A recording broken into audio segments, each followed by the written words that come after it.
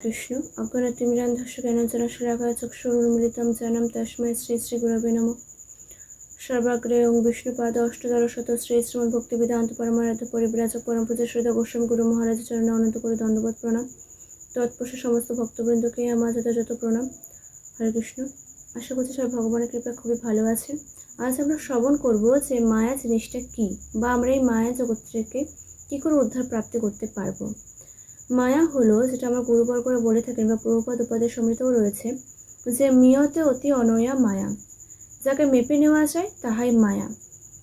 মায়া হলো স্বয়ং দুটি প্রকার, একটি হলো যোগমায়া, দ্বিতীয়টি হলো মহামায়া। মহামায়া হচ্ছে যে আমাদেরকে এই সংসারে যত বিষয় সম্পত্তির প্রতি টান বা কারোর প্রতি যে কারোর টান, এটা আমাদের কি করে না মহামায়া হিসেবে কাজ করে। আর যোগমায়া যেটা স্বয়ং ভগবানের সঙ্গে আমাদের যুক্ত বা আমাদের মিলন করে দেয়, সেটা হচ্ছে এই যোগমায়া। মহামায়া নশ্বর এবং অনিত্যবস্য, কিন্তু এই যে যোগমায়া এটা হচ্ছে নিত্য বস্তু। তাই স্বয়ং ভগবান মায়াধীশ, তাকে কখনোই মাপা যায় না। কিন্তু মায়া সর্বদাই নশ্বর আর অনিত্য বস্তু। কিন্তু ভগবানের প্রতি যদি আমাদের কখনো টান থাকে, তাহলে সেটা হচ্ছে সর্বদাই নিত্য বস্তু।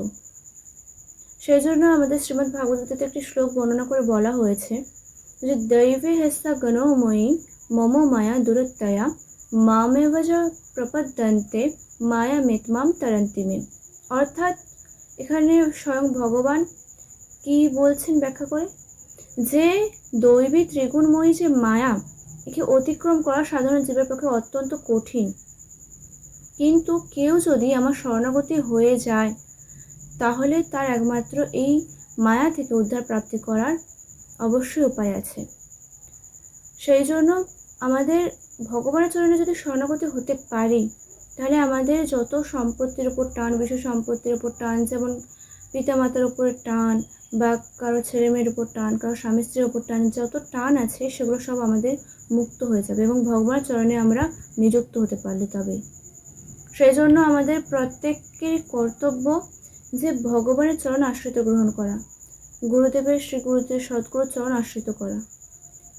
সেই জন্য আমাদেরকে প্রত্যেককে যেমন একটি উদাহরণ দিলে বোঝানো যাবে, যেমন আগেকার দিনে কী হতো, যে আমরা যখন সিনেমা দেখতে যেতাম তখন কি হতো না, যে দেখা যেত যে সিনেমার পর্দা ফেলা থাকতো, আর সেই পর্দাটা যখন সরে যায় তখনই আমরা কিন্তু কোনো নাটক বা সিনেমা দেখতে পেতাম।